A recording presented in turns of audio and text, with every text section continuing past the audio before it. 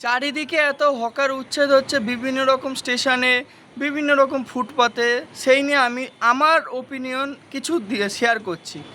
এই ওপিনিয়নটা হলো, তারা যে যা খুশিভাবে ব্যবসা করছে। যেমন স্টেশনে কথা বলছি, চা বিক্রি করছে, কেউ কেউ কোনো খাবার বিক্রি করছে, কিন্তু সস্তায় খাবার বিক্রি হচ্ছে, সস্তায় চা বিক্রি করছে। এইটা যদি বড় বড় তখন দোকান হয়ে যায়, তখন তো আর ওই 5 টাকার চা তখন আমাদের খেতে হবে 20 টাকায়।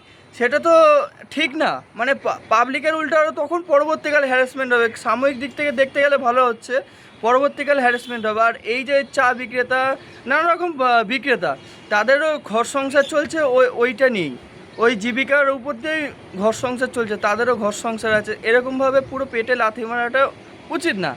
আর হ্যাঁ, এটা অবশ্যই ইললিগাল। কারো জমি, নিজের জমি যখন আমরা 1 ইঞ্চি অন্যকে ছাড়ছি না, তেমন সরকার কেন ছাড়বে? অবশ্যই সরকারের দিক দিয়ে ঠিক। আর এই লোকগুলোকে তো দেখতে হবে। এই লোকগুলো তো আর উড়ে এসে জুড়ে বসেনি, ওরা এখানকারই লোক। এই নিয়ে তোমরা মানে দুটো জিনিস হতে পারে, একটা জিনিস হতে পারে। যেমন কোনো রকম দোকান, এটা একটা ভাড়া সিস্টেম চালু করাটা বেটার হয়।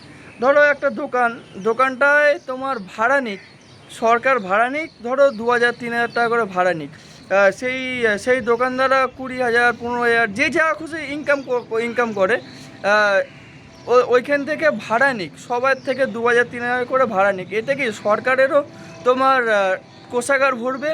আর যারা স্থায়ী দোকানদার, ওইটাতেই জীবিকা চলছে, তাদেরও মানে পেটে লাথি হবে না।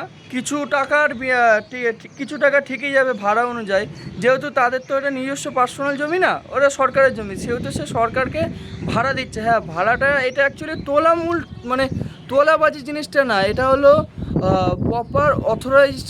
মানে সরকার যে টাকাটা নিচ্ছে, প্রপার সরকারের খাতাতেই যাতে কোষাগারে যায়, সেই দিকটাতেও লক্ষ্যটা দিতে হবে।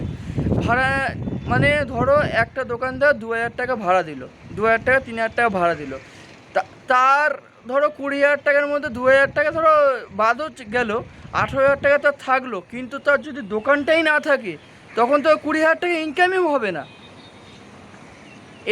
এটাই আমি বলতে চাইছি যে কাউকে দোকান মোকান না তুলে এই জিনিসগুলো আলোচনা করো। আর যেখানে একদম মানে যারা একদম বাইরের দেশের থেকে এসছে, যেমন বাংলাদেশ, মানে নানা রকম যাকে বলে রোহিঙ্গা, তাদেরকে অবিলম্বে উচ্ছেদ করা হোক।